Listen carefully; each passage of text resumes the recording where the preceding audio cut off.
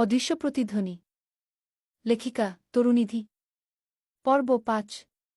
Copy করা সম্পূর্ণ নিষিদ্ধ। অনুমতি ছাড়া গল্পের কোনো অংশ বা সম্পূর্ণ গল্প কপি, পুনঃপ্রকাশ বা অন্য কোথাও পোস্ট করা যাবে না। দিনগুলো ধীরে ধীরে বদলাতে শুরু করেছে। আগে স্কুলে এসে তরুনিধি শুধু নিজের বন্ধুদের খুঁজত। এখন অজান্তেই তার চোখ আরেকজনকে খোঁজে। আরজন। সে নিজেও বুঝতে পারে না কেন। সেদিন আকাশটা একটু মেঘলা ছিল। তরুনিধি স্কুলে এসে দেখল মাঠে এখনও তেমন কেউ আসেনি। কিন্তু পুরনো আমগাছটার নিচে একজন বসে আছে। আরজন। তার হাতে একটা বই। সে এত মনোযোগ দিয়ে বই পড়ছিল যে চারপাশের কিছুই যেন তার চোখে পড়ছে না। তরুনিধি চুপচাপ গিয়ে দাঁড়াল। কি পড়ছ? হঠাৎ কণ্ঠস্বর শুনে আরজন মুখ তুলল। গল্পের বই। এত মন দিয়ে? গল্পগুলো মানুষকে অনেক কিছু শেখায় গু। তরুনিধি হেসে বলল।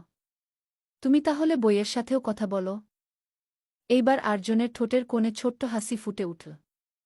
সবাইয়ের সাথে কথা বলা যায় না। ঠিক তখনই কয়েকজন সহপাঠী এসে হাজির হল। রাকিব, মেহেদী, নীলা আর সুমাইয়া।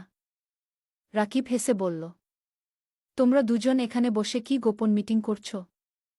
তরুনিধি সঙ্গে সঙ্গে বলল, কিছু না গি। কিছু না মানে? আমরা তো এখন থেকেই সন্দেহ করছি। সবাই হেসে উঠল। আরজন শুধু মাথা নিচু করে বই বন্ধ করল।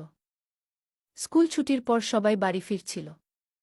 রাস্তা একটাই, ধানক্ষেতের মাঝখান দিয়ে চলে যাওয়া সরু মাটির পথ।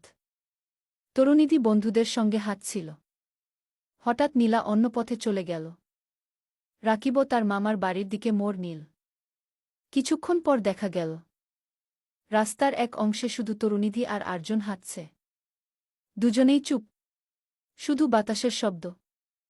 তরুনিধি নিজেই বলল, তুমি সবসময় এত চুপ থাকো কেন? জানি না গি। তোমার কি কোনো বন্ধু নেই?